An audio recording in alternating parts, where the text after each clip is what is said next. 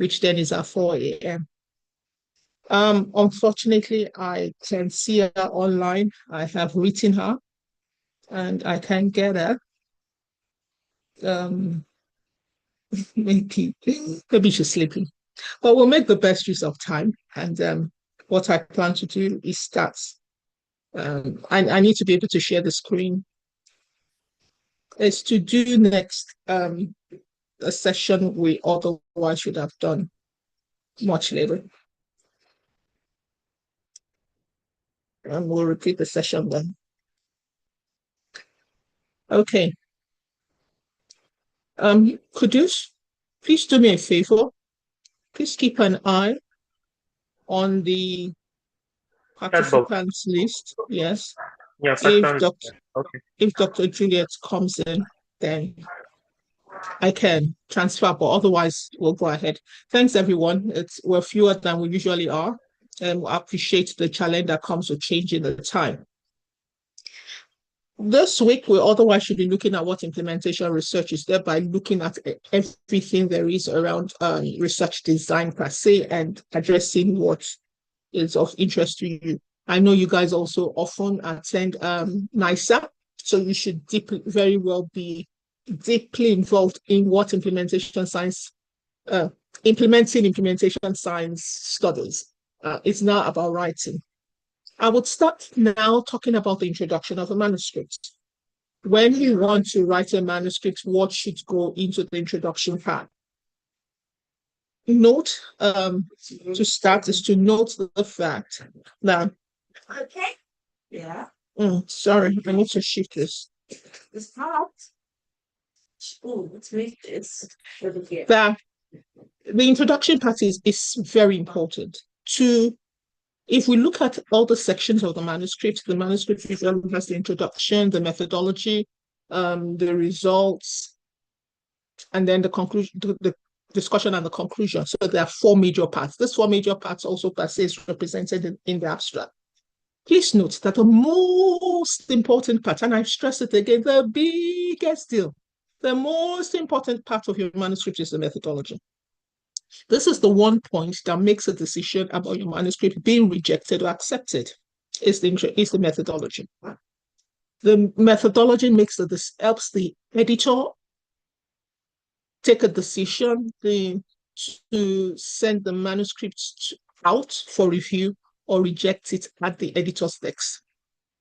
And then when it goes out for review, usually look for reviewers. It's the methodology that will make any serious reviewer make a decision whether to take it or not, if the methodology is very faulty.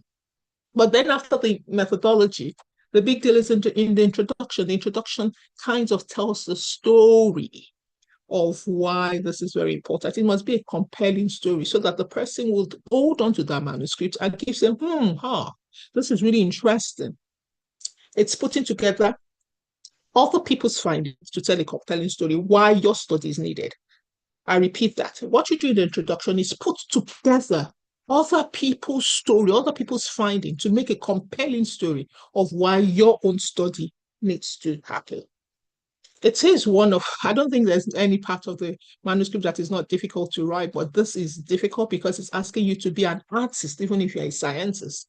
And even whether you're an artist, you have to be able to use language, English, synthesis in a way that you become a storyteller. Okay, the other part that asks this kind of challenge is the discussion part. Actually, the methodology is almost, how do I say, you're following rules. The rules as to what is there, the first sentence, the second sentence, the third, the fourth is almost there. You find out that even methodologies is almost repeated. If you're doing the same studies, you're going to be repeating it. It's just that you would use the words in a way that you are not pinned down for plagiarism.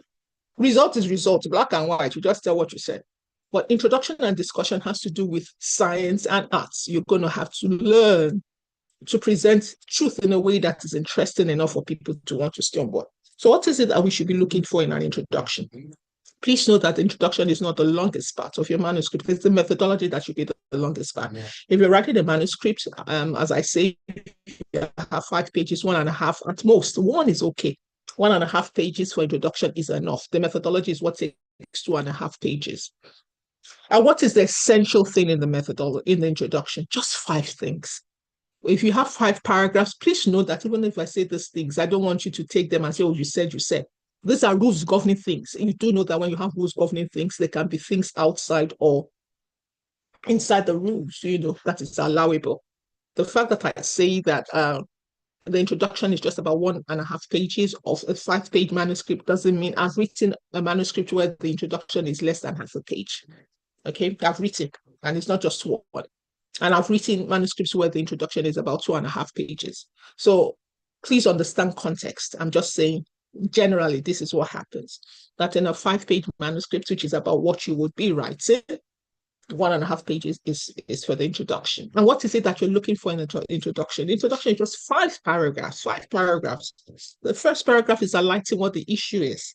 So if I want to write about HIV, what's the HIV in Nigeria? I want to look at adolescents HIV in Nigeria. The issue is Nigeria or adolescents.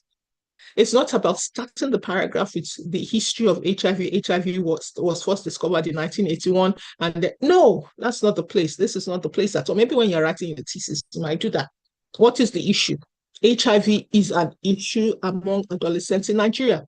Blank. That's the first thing. And then you write all the statistics, the epidemiological profile, why you are making this case. That's the first thing. The second thing is, what is the gap in this knowledge? We do not know why HIV is worse among adolescents. Everywhere in the world, HIV is decreasing, but in Nigeria, HIV is increasing among adolescents. So that's the issue. So what aspect do you want to study? You want to look at the the behavioral profile of adolescents. Maybe it is this element of their life that is contributing to this increase. That's the 3 paragraphs. The first paragraph, what the issue is. The second paragraph, what is not known. The third paragraph, what aspect of the unknown do you want to study? Finish. When you remember that this training is taking us to writing for Q1, Q2 journals, we don't do less. So one of the powerful things that is required of you when you're going into a Q1 journal is that you're driving the choice of your variable by a conceptual framework, a theoretical framework. There must be reasons why you've chosen the variables. That's very important. You just don't wake up and decide I'm doing age, sex, and socioeconomic strata associated with the use of antiretroviral. Why did you choose those variables? Why didn't you look at income? Why didn't you look at marital status? Why didn't you look at transportation costs? Why didn't you look at the environment? Why this? It is your conceptual framework or the theoretical framework informing the conceptual framework that makes you justify why that inclusion. Then nobody will say, why didn't you look at this? Why didn't you look at that? It is clear what you're doing. It is clear what is driving what you're doing. And therefore, the reviewers are following you. Your readers are following you. Usually describing that conceptual framework or theoretical framework that is informing your study forms the fourth paragraph. And then the fifth paragraph highlights your study objective. And if you can derive an hypothesis from it, that is your fifth paragraph. This is concisely what there is in your introduction. Anybody that is reading your introduction, no matter how long you want to write it, will look for these 5 things. Once these 5 things are there in a way that it tells the story, then you're on a clean slate. When we come to the conceptual theoretical frameworks, I'm sure many of you do understand this. However, this is a summary of what drives whichever one you want to use. You use a conceptual framework if the issues you want to study is known, there's past knowledge, there's existing information. It's just that there's a gap in what we know. There's a gap in what we know. So you develop a conceptual framework because with what you know, you already know the variables that are important because past studies have already shown you the variables that are associated with the things we know. So like HIV in adolescents, you know that age might be an issue. You know that and access to parental support. These are things you know about HIV adherence. What you do not know might be that we've not looked at adult HIV adherence of ARV amongst boarding school children. So your conceptual framework is drawn by evidence that is already based that allows you to derive your variable, because the evidence have already shown an association between this variable and that variable that you want to study. Between the dependent and independent variable that you want to study, it already exists. What we don't know is that we have found it out amongst adults. We do not know about adolescents, or we know about adolescents, but we don't know about adolescents in boarding schools, or we know about adolescents generally, but we don't know about adolescents out of school. Maybe they're even taking antiretroviral. That's a gap. So that's a gap in population. It might be a gap in analysis. It might be a gap in method. It could be a gap in implementation. That then you have a conceptual framework. You use a conceptual framework. However, when there is no evidence, this thing that you want to study has never been studied, then you drive the choice of variables using a theoretical framework. Okay, so you want to the theoretical framework justifies the possibility that what you are thinking about is possible. It's not that, are you crazy? You're saying drivers, people that drive recklessly will not adhere to antiretrovirals. You must use a theory to tie the possibility of that association. Even though that study had never been done, it doesn't exist. So it's that theory that gives justification for pulling it. So there must be a theory, or there are theories that exist, or you might pull multiple theories to be able to establish. And it establishes a concept, a perspective, a methodology that you want to use. There must be a theory. That way, once again, whether it's conceptual framework you pull, or the theoretical framework, it then enables you to have evidence for the variables you're bringing into your study. So I want to look a little bit more into that when we're talking about theoretical and conceptual framework. Usually when you start, you want to define your theoretical framework or your conceptual framework, and then we'll look through in the next 30, 40 minutes how to identify the theoretical frameworks, how to identify ways of findings and how we apply it. So when we want to talk about theoretical framework or conceptual framework, many times when you have your theoretical framework, it forms the beginning of your conceptual framework, even if you've not done it before. But if you've done it before, you don't necessarily need the theoretical framework. You just go straight to the conceptual framework. But many times, even for me, I put a theory to further strengthen the basis of what the piece of work I want to do. And you'll see some examples because once you do that, I tell you, researchers love it. It gives flavor and strength to the introduction. And it's part of that kind of story that people would not want to put it down. So, let me go to these theories that you want to choose. Can be descriptive, it can be explanatory, it can be predictive, it can be disruptive. Things like decolonization, or things like feminism are disruptive theories, or emancipatory theories, or the intersectionality theories are disruptive. There are many theories. What the big deal is for you now to be able to pick the theory that is applicable and okay for the piece of work that you want to do. And theories are lenses through which you review your research question. You have a research question you want to do. What elements of it do you want to answer?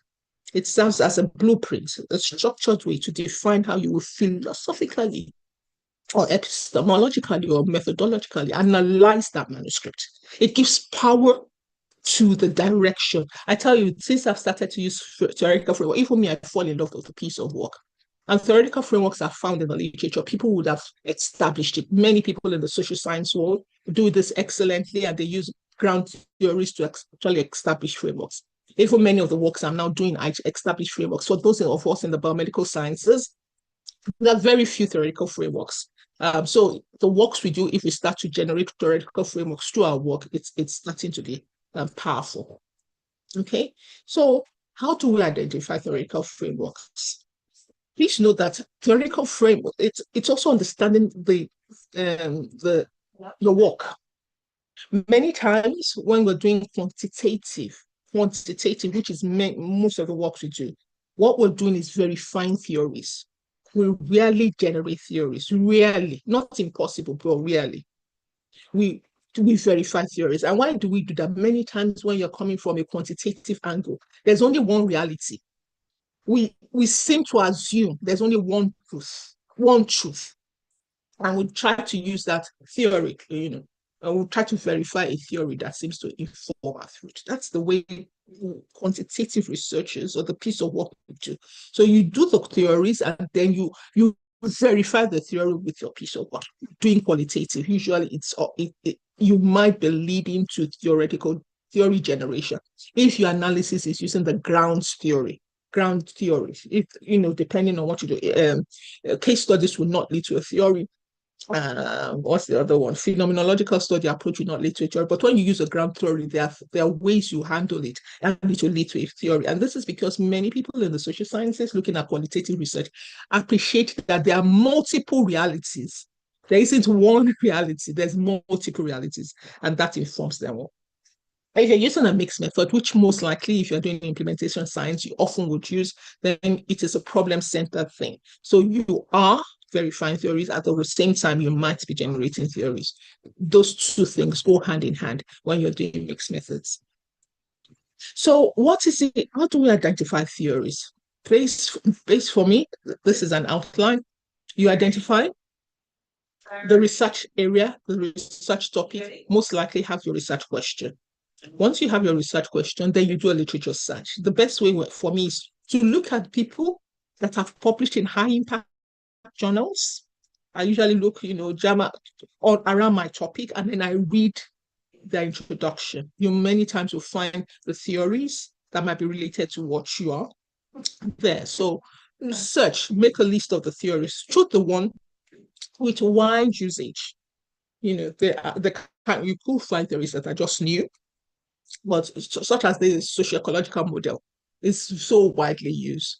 Feminist intersectionality theories, there are theories that are so widely used. We encourage you to use the one that is very widely used. But in addition, choose from that list of the many theories you've seen, the one that you understand. The one that you understand. There are some that are complex. There are some that are complex. And then is the one that you can draw from. Please note that it is possible that it's not only one theory that will explain everything you want to do. You might have to pull theories together. That's why we use the word theoretical framework. You might have to pull 2 or 3 theories together to be able to tell the story you want to tell. Whichever way, you get the skills with time, but please start and make a choice of going this route. When you have a good theory would be explanatory. It will be plausible. It's feasible when what you're putting together. It will be explicit. I don't know the meaning of this parsimonious. It's my mentee that actually takes this lecture. But yeah, I'm sure the grammar. If you're in grammar, please just pick the word, buckle it, and please share what the meaning is in the chat box. I'll be glad. And then the last thing is how to apply. For me, I love the SPAT. And when I teach it, I tell you that the big thing about theoretical framework is this ability to turn old wine into new wine. That's the power of theories. So it's about putting old wine into new skins successfully. That's how I explain it. That's my sentence of explaining the use of theoretical framework. It enables you put old wine into new skin. And I'll show you a number of examples with my own work. I work in the oral health field. And if you look at oral health, caries, which is hole in the teeth, has been studied for hundreds of years, and it's still being studied. It's still being studied. Why? Because you can use theoretical lens to look at this old wine and put it into a new skin. So let's look at it. For example, the association between caries experience and urban and rural dwelling. That's a no problem. You look at it, okay? So those in urban areas, those in rural areas, they've said this story ever and ever. But if I look at it using the social determinants of health framework, what this health framework focuses it on is that it looks at social, economic, and environmental conditions that affect health. Oral health is health. And so if I now put it onto this caries, I can now explore how factors like income, education, these are social issues, access to healthcare, community infrastructure, that's environment, differs between urban and rural area. Remember, it's urban and rural area that I looked at. But now I'm looking at what factors How does income, education, access to healthcare, community infrastructure differ between urban and rural areas in a way that it can influence Kerry's experience? I can look at assessing disparities in resources, such as fluoride water, dental services, and oral health education. This difference between urban and rural area and is affecting their Kerry's risk. These are two different questions, two different research topics based on social determinants of health. And you can look at a lot more. I've looked at it from social, I've taken from economical. There's so many variables under social, so many variables under economical, so very many variables under environmental that can allow me to ask up to 12 to 15 different questions looking at differences between urban and rural. If I take it, if I pull social and economic, social, I mean, it's limitless. Now let us look at behavioral ecological model. The behavioral ecological model integrates individual, interpersonal, organization, and community and policy level influence on health behaviors. That's what the model looks at. And remember, oral health is also health behaviors. And then when I look at it, I now want to study how behaviors like oral practices, dietary habits, dental visits, are shaped by urban and rural environment. How does living in urban or rural environment makes this behavior differ? And remember now, I'm only listed 1, 2, 3 behaviors. There are 16, 18 possible behaviors that you can study. But it is clear if I write my research question, the ones I want to look at: oral practices, dietary habits, and dental visit. How has this been shaped by the urban and rural environment? Or even using the behavioral ecological model, I want to look at family and community norms in promoting or inhibiting health behaviors, whether it's urban or rural. Now I look at the life course perspective theory. This theory examines how early life exposure and cumulative experiences across the lifespan influences health, including general health outcomes. And then I now look, what does childhood exposure in urban or rural setting, how does it differ to affect the long-term impact on Kerry's risk? Is it that in a community where, in the rural community where pipe smoking is promoted as opposed to the urban area where cigarette smoking is what is encouraged, does it affect Kerry's in the long term? Or look at generational practices and transitions between urban and rural. In fact, I think there was one study my colleague and myself wanted to look at. But Nigerians that moved from Nigeria to UK, what is their Kerry's risk like? Did it differ? When you look at those born in Nigeria and living in Nigeria, those born in the UK and living in the UK, and those that move from Nigeria to the UK, what is their Kerry's profile like? That's the kind of thing that you're looking using the life course perspective. If you look at the ecological system looks at factors that impact individual life at 4 levels: the micro, the meso, the exo, and the macro. The micro is the individual, meso is the family, the exo is the community, and the macro is the policy level. So you want to analyze, using that ecological, how urban and rural settings influence Kerry's experience at different levels. When you look at the family dental habit, when you look at community resources, and when you look at the region, you're looking at the health policies. Or consider the impact of distal factors like government health facility fundings, existence of government policies, existence of government programs. How does it impact on local health? This is still the Kerry zone. I hope you are listening. The Kerry zone that is affecting urban and rural. And if you look at the health belief model, the health belief model affects perspective on health risk, benefits, and barriers. We want to explore urban and rural differences in perspectives about dental Kerry severity and susceptibility. How does perception drive practices in different settings? If you look at the structural violence theory, you want to look at structural social systems systematically disadvantage population, leading to health inequalities. So you want to look at geographical isolations, unequal resource allocation. Is it higher in the rural that is far away from urban, the government, as opposed to the urban that is so close to the center of government? You want to look at the intersection of socioeconomic status and urban-rural disparities on health outcomes. If you look at cultural theory, you want to look at cultural beliefs, values, and practices influencing health behaviors and outcomes. So you want to look at differences between the cultural differences in urban area as opposed to cultural differences in rural area, like this pop culture that is happening in urban areas that you're not really seeing evolving in the rural areas. Is this affecting oral hygiene habits? Is it affecting dietary habits? Is it affecting dental service utilization? You see these people, all those kids that the pop culture, they now put maybe gold falls on their teeth. Maybe you're seeing it more in the urban as opposed to the rural. Is this affecting them to go to the dental center, or is it affecting, things like that? You studied it, or rather, if you look at the rural area, you look at traditional practices and belief. Does it affect, caries prevention and treatment uptake? If you look at accessibility and equity framework, it's looking at accessibility, affordability, and equity. So you're looking at disparity in access based on fluoride water, fluoridated water programs, education between urban and rural area. You're looking at inequities in transportation. You're looking at inequities in healthcare infrastructure. How is that affecting uptake of services? I'm sure you're not tired yet. This is still urban and rural oral health.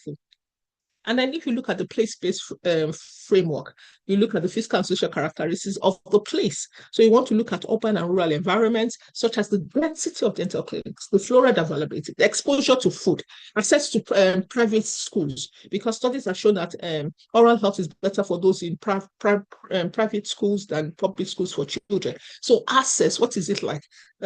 Whereas in the rural areas, public schools that you find in the urban areas, there's a lot more private schools. Even in the urban area, you find a lot more private schools, maybe in places like Victoria Island, as opposed to places like Ajegule. What does this mean for the impact on caries? To explore the neighborhood characteristics like social coherence, walkability, access to food, gangster, access to drugs.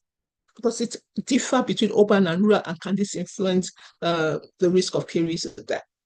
So you can see that, it's not finished though. So imagine if this is all I'm sitting on as a career, urban and rural differences in careers. You can imagine that for my 40 years of career, I still have not finished exploring, but yet I'm telling deeper, minor stories. The beauty about telling those deeper, minor stories is that you are ensuring that every subpopulation is covered. Nobody's left behind in the assumptions around health programming. And so usually when we do this, the theories will tell you things like this. So the theories, like if you look at the socioecological theory, it will tell you things like meso, uh, micro, the 3-4 layers of the environment, and then the variables that are in it, which are in the middle, and then you would now then choose, then it has the consequences. You don't have to use all the variables in those categories. Like this is the chronic disease framework that was developed by Salve et al. Okay, so it's looking at all the dimensions. That is what the theories will give you. You can just choose one. For example, you can look at patients' characteristics and then look at financial and medication adherence, and then you just take adherence to treatment. You don't have to look at everything, but at least there's something driving. There's an evidence-informed choice of variables for your study. If you look at, you can look at family circumstances. What are the from this theory, you look at family circumstances, you look at how family circumstances affect lifestyle, health choices, and travel, and what this means for family and social relationships or economic costs and recourse. You can take 1 or 2 or 3 variables, but there is something informing the choice of what you want to do. So the theory themselves helps you develop a conceptual framework at the end of the day. Okay. So you develop the variables and then you pull the variables together. Conceptual framework, like I said, you can develop it without a theoretical framework. It's a map of the problem and justification and methodological leaning. So you understand what already exists, you understand the relationships there is. It's just that you now want to pull what you've done in one study to apply to another study. So the researcher's understanding of the research process, research direction, and relationship between the construct and the variable already exists. You're just reapplying it to a new problem. All right, I think I have come to the end. Like I said, it was my mentee that developed the slide. She's the one I usually call up. Give me 1 minute. Yeah. Give me a minute.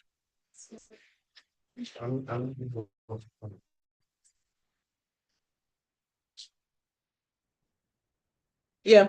So like I noted, it was my mentee that developed the slides, Dr. Lola Alade. She's the one that I usually call to teach. She understands it well. And yes, and I also generated those theories that you saw about queries were generated by using ChatGPT 3.5. Those are my references. Thanks you for listening. Apologies once again that we didn't have Dr. Juliet here. Complete apologies. Maybe she just didn't get up from bed, but I'm open to questions. Thank you very much. Over to you, Kudus.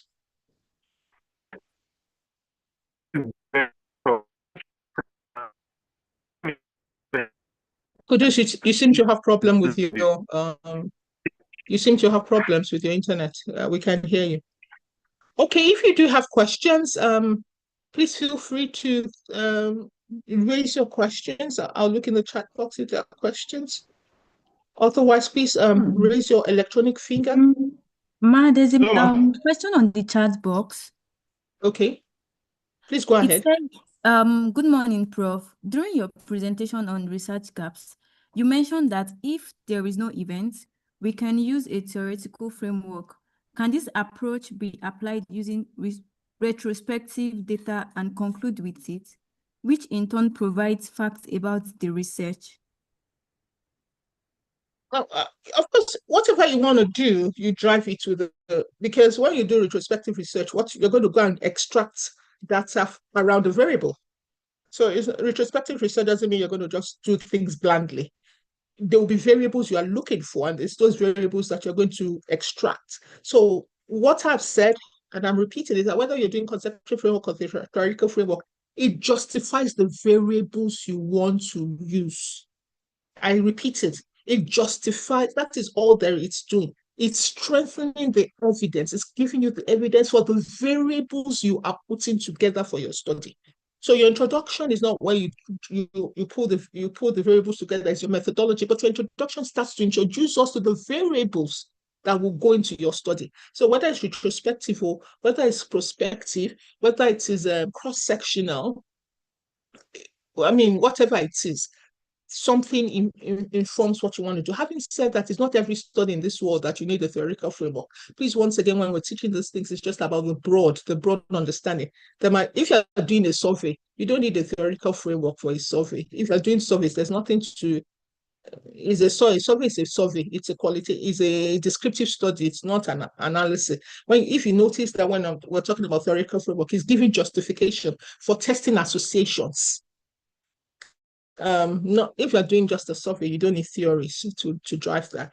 If you're doing a lab study, you don't need theories to drive that.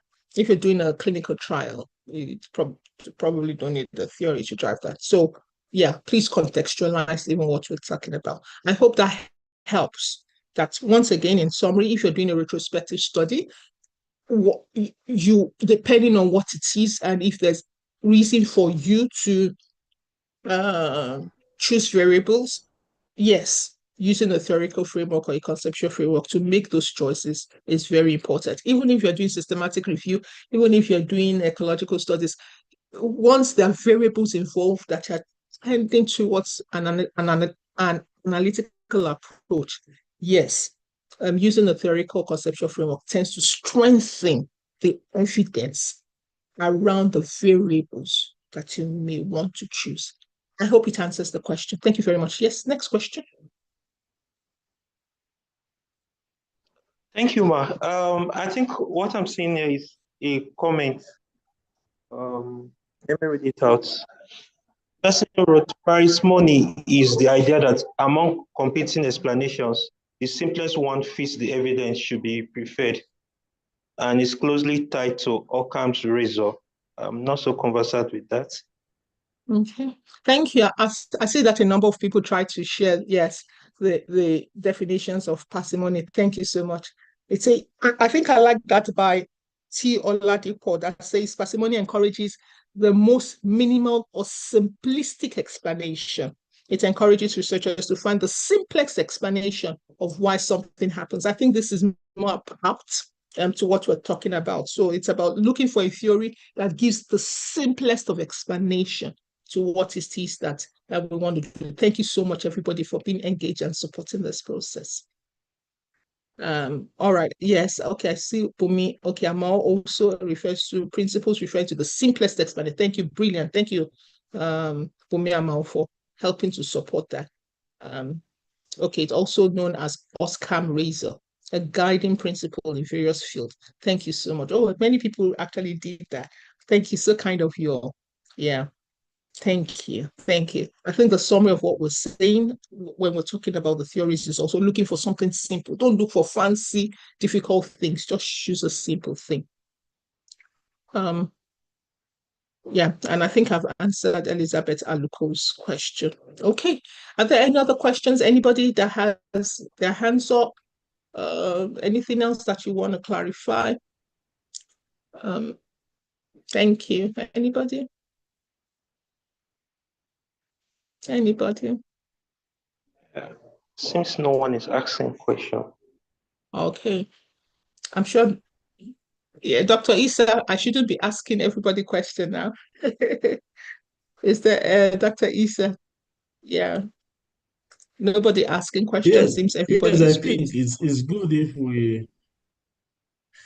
I think we're still trying to grapple with. It's quite a lot. So I think if we had maybe gotten the slides earlier and digested it prior to the lectures, perhaps it would have been more I didn't know. interactive. I just pull up my slides because Thank you. Dr. Juliet is there. It's not here. That's why you didn't get it. I didn't plan. I have no plans. I put it up 1 minute to this presentation because I didn't see it online. So I didn't know I was going to present. Apologies. So you get it. I'll share it as soon as I finish here. Okay. Okay, thank you. You're most welcome, sir. You're most welcome. Apologies once again. Maybe she fell deeply asleep. Yeah. Okay. Seems we don't have questions. Yes, there's a lot to take in, but at least if everybody has the periphery, once again, it's not compulsory, but we can see that once we're writing, everything needs to be driven by evidence. That's the big deal. I just got comments from a Q1 level journal yesterday. Hello, it seems And someone is talking. no, I think the person unmuted by accident. Okay. Okay. Actually, I wanted to speak more. Okay, please go ahead, sir. I have issues putting up my hand. I'm No actually on my problem, sir. phone. No problem. Go So ahead, sir. it's just to appreciate it. Okay, I don't really have a question, it's just a comment.